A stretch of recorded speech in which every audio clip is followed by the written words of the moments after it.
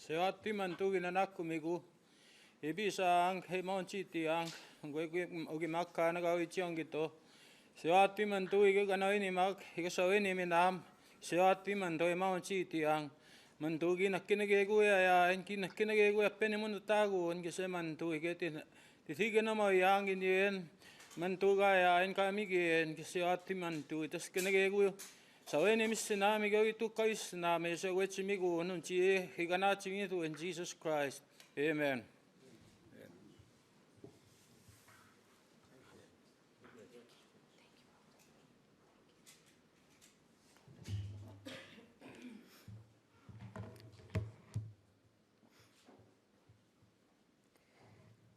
Thank you, everyone, for joining us today. I'd like to start out by thanking the elder for opening us up in a good way. I want to acknowledge all the elders that are present today, the family, Melissa Normand, George Robinson, Cabrina Harris,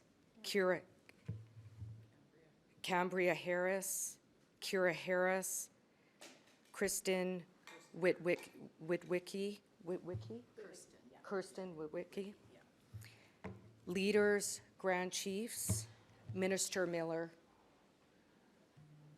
Thank you for joining today, because what we're discussing today, once again, is the ongoing genocide against Indigenous women, girls, and Two-Spirit people. This is a nonpartisan issue. This is a human rights issue. This is a life and death issue. We have had a national inquiry that was released in 2015 with a failure to act. And I'm glad to have Minister Miller here. And I've been working with Minister Miller to ensure that his government finds immediate resources for families, for searches. Now, I understand that the family has requested a search for their mother in the Brady landfill, and I understand through talking with family groups that that might not be feasible. But at the very least, the city needs to immediately stop using that landfill for garbage so that the remains of loved ones can rest in peace. We need money for searching. We need money for prevention, like the Red Dress Alert, like money for shelters, emergency placements. We need immediate resources to mitigate the violence that is being perpetrated against our women, girls, and Two-Spirit. I am honored to also be joined by Hilda Anderson-Pierce, who has been an advocate for families. And I also join in their calls for justice. It's time for the government to act. And as I said, I'm glad that I'm joined by the minister today, who I will be working with to ensure resources are immediately provided to families and communities. But with that, I would like to invite the family members to come share with all of you today.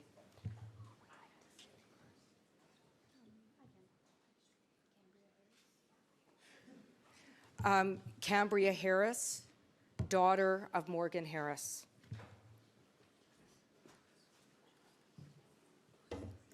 Hello. I'm absolutely heartbroken and utterly shocked at what is happening to our people, and what is happening is an ongoing genocide time and time again. The government constantly, and the system that was put in place that was meant to protect and harm, or protect these women from harm, completely fails them time and time again, miserably. Last night, I sat down with members of the Winnipeg Police Service, and I feel very wrong, and I am so heartbroken to be able to say this. And it shouldn't be me saying this, but there has been some misinformation going around the public saying that these women are at Brady landfill, and that's incorrect. They believe that these three women, Morgan Harris, Mercedes Myron, and Buffalo Woman, which I find so beautiful that the elders gave her a name. They believe that they're in the Prairie Green landfill, and the police won't do anything. And they say that they can't search because it's not feasible. Is human life not feasible? Time and time again, our Indigenous women and brothers and sisters have to come here, and we have to shout, and we have to raise our voices begging for change and begging for justice for our people. And that is wrong. I should not have to stand here today, and I should not have to come here and be so mad and beg so that you will find and bring our loved ones home. My mother didn't pass away with a home, so let's pay her the respect that she deserves by finally giving her one that's not a resting place at the Prairie Green landfill, and for these other women as well. I think it's disgusting. The police are trying to cover themselves because they know that they fail our women time and time again, and it needs to stop. Your government started this genocide, and now it is your turn to help us end it. Miigwech.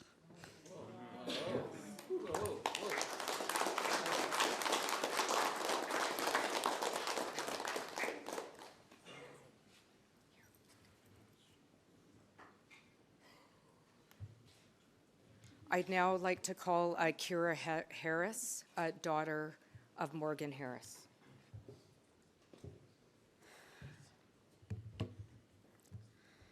Hello. This is a very unfair situation. I do not agree with how this is being handled. These are people who you are leaving alone in the landfill. These are human beings. How can you even fathom the idea to leave them there? These women are deserving of a proper resting place, not to be left alone in a landfill in the dead of winter. If you want to respect and honor them, stop making excuses as to why you can't find them. You can. You are just refusing to. You are the police. You are here to help our community and give right to the citizens. How is this doing your job? If you can't find them, then why haven't you asked for help? Why can't you ask for help nationwide rather than just having a small amount of people conduct the searches? All of your reasons are just meaningless excuses in this important case. These are 4 women. One you have found, but now you refuse to find the last 3. What is the reasoning for that? We have the people who are willing to help and do the work for you, but you are not accepting it. What is the thought process behind this?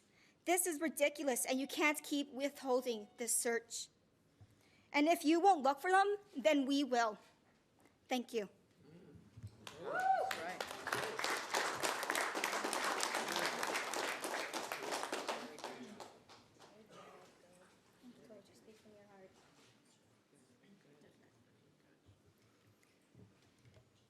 I'd now like to welcome Chief Kyra Wilson, Chief of Long Plains First Nation.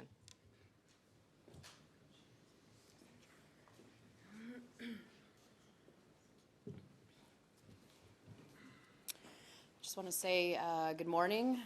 My name is Kyra Wilson. I'm the Chief for Long Plains First Nation. I just want to thank the elder for the prayer, as well as everyone here that's in the room. You know, you're here for our families, and I'm just really grateful. Thank you, everyone, for being here today. For me, I just want to say that we have a very clear message here today, and that message is that we need the supports when it comes to our missing and murdered Indigenous women and girls in Two-Spirit. Not only do we need those supports and services for the families, but we need them for the communities. And I just want to say thank you for Minister Miller being here today. It's very important that we shout out loud to what it is that we're needing, because we've been saying this for many years. And once again, we are here today to talk about missing Indigenous women. And it's so hurtful that we are always having to talk about the same issue.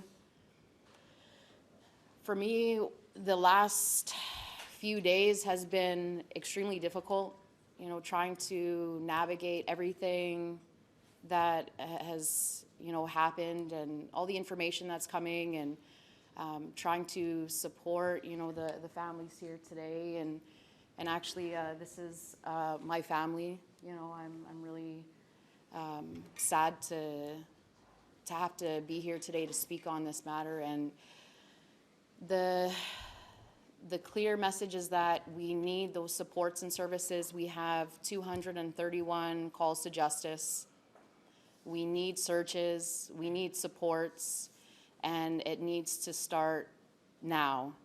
There hasn't been much that has been done when it comes to missing and murdered Indigenous women and girls in Two-Spirit. There has been money identified for these supports, for these searches, and something needs to be done today. And I'm really hoping that, you know, the federal government will act today, and it should have been yesterday. You know, we've had so many women have gone missing, and it just hurts my heart to have to stand here, especially when we're talking about 2 women from Long Plain First Nation, and it's very clear that there are supports that are needed.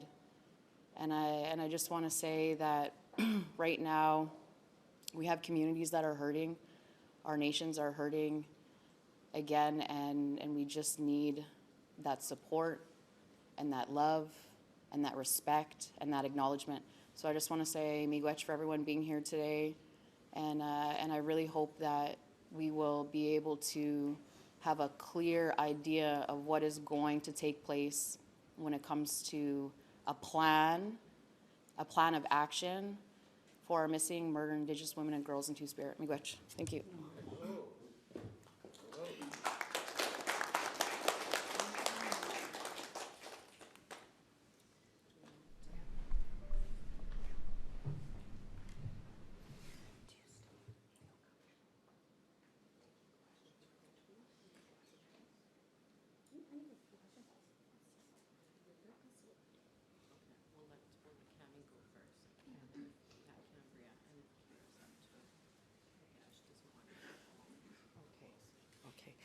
We're ready to take questions. I don't mind. I'll give the chief a moment to have a drink of water, and then perhaps I'd like to ask her a question, if that's all right. If you want to come to the microphone, please. Sure. Given that you have access to a federal decision maker today, yes. I mean, you talked broadly about needing action, yep. But I wonder if you can speak to perhaps your top 2 or 3 priorities in terms of what you would like to see the federal government do differently to make a difference in situations like this. Well, if I'm speaking specifically about Long Plain First Nation, I know many communities are needing supports and services when it comes to the safety of community members, especially our missing and murdered Indigenous women and girls in Two-Spirit. You know, for Long Plain, we are needing a 24/7 safe space for our women in the community. It is an immediate need that we need today. You know, a lot of our community members are going to urban cities for any resources, and if at any point they need to come home, they need to have a place that they feel safe in. And that would be, you know, priority for Long Plain. In terms of another priority, it would be the searches. So when any police service, in this case would be Winnipeg Police Service, have an idea that one of our women is in a landfill, and whether that's the Brady landfill or the Prairie Green landfill, and this was just information that was shared with us yesterday, it doesn't matter which landfill it is, searches need to be done. No matter how big that search is going to be or how long it's going to take, we need to start that search, and we need to figure out a plan on how we're going to do that. And so for me, the 2 priorities would be searches and a safe space for our Indigenous women and girls in Two-Spirit. You talk about the searches. Ms. Gazan said at a minimum they need to stop using these landfills right now. Yes. I mean, it's so difficult to talk about. I'm sorry. Yeah. But would that be sufficient? Do you believe that that is a possibility at this point? To stop using the landfills? Yeah. Anything is possible. If government or police, have the will to do the things that are right to our Indigenous communities, to our nations, they can do it. Anything is possible. You also talk. I wonder if you could just reflect a little bit about the impact on the community of something this terrible, and trying to provide people within the community the supports that they need right now. Mm-hmm. So when we talk about Long Plain, the focus and priority has been mental health supports, cultural supports, and just really ensuring that everyone feels that they have someone to talk to, a place to gather. So we did have a sacred fire, for 4 days, and we had a space in the community where everyone was able to come together. But we also need that for our off-reserve membership, because that focus was for on-reserve. When we look at any funding or supports, it's always about on-reserve membership, but we have off-reserve membership because we don't have enough supports or services in the community, so people are moving away from our community, and that's, every First Nations community. So we need to have that funding and those supports for on-reserve as well as off-reserve membership, and that is a very clear issue that we're dealing with, because whenever we receive any supports or services, it's only for on-reserve, but we have thousands of off-reserve membership that need supports as well. I can't help wonder how you are managing. I mean, I see everybody here in this incredible moment of sadness, and I can only think how strange it must be to be in this place right now, and you're trying to advocate for your community and dealing with your own feelings. How are you? Yeah, thank you. I just keep putting one foot in front of the other, and I'm just really trying to be strong for our community, for our families, and just putting that strong and brave face that people need. And it's been a struggle for the last few days. It's an up and down roller coaster of emotions, but it can't be anything compared to what these women are feeling today who have lost a mother. Very sorry for all you lost. Thank you.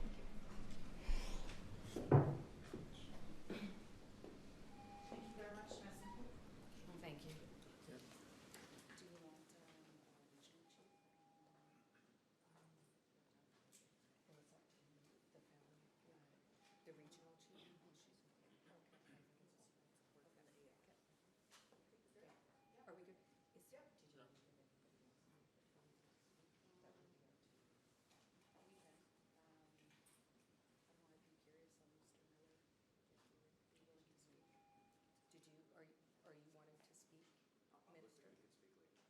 Speak later. Okay.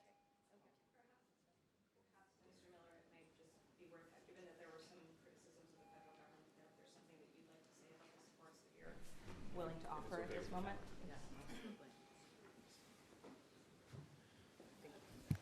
This is the first time I meet the family, so I think it's uncomfortable for them to have my back turned to them, because the government has turned their backs on them for centuries.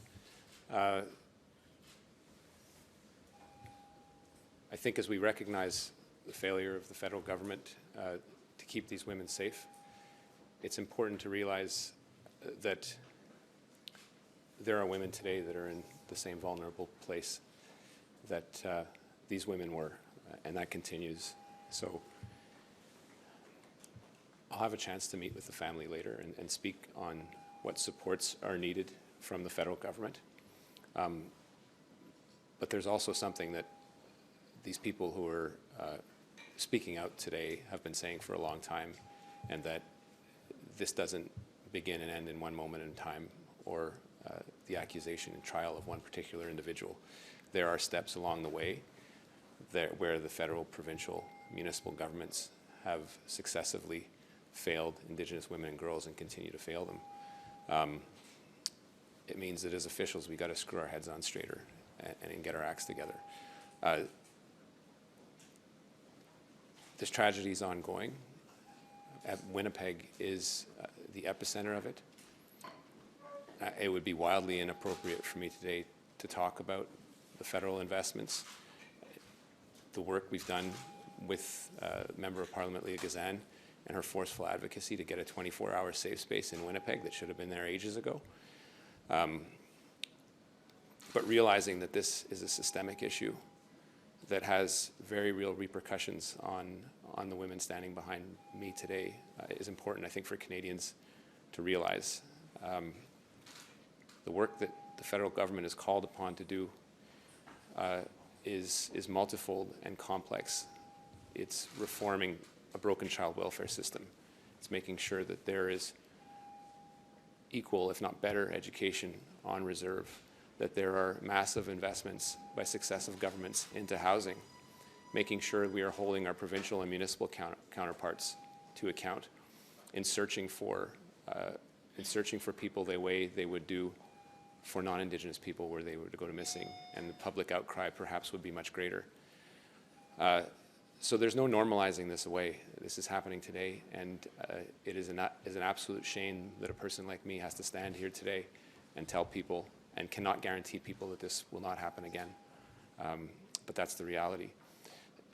How do we move forward on this? It starts with the conversations that I'll perhaps have with the family a little later. But going back to my colleagues and fighting, continuing to fight, and I know their hearts are in it, but for systemic reform of the justice system, continued investment into housing, making sure there are safe spaces in community, making sure the child welfare system that is broken is reformed in a way that reflects the inherent rights of the people standing behind me. These are all tied together. Someone that has a disproportionate incarceration rate, a group of people that have a disproportionate incarceration rate that is unjust and unfair, see their children ripped out of the system and make themselves vulnerable and put in this situation that the people are facing today. So these are big issues, but they do have a very real and powerful impact on the people behind me in a very painful moment of tragedy for this country and for the city of Winnipeg, and most importantly, for the people standing behind me. So thank you.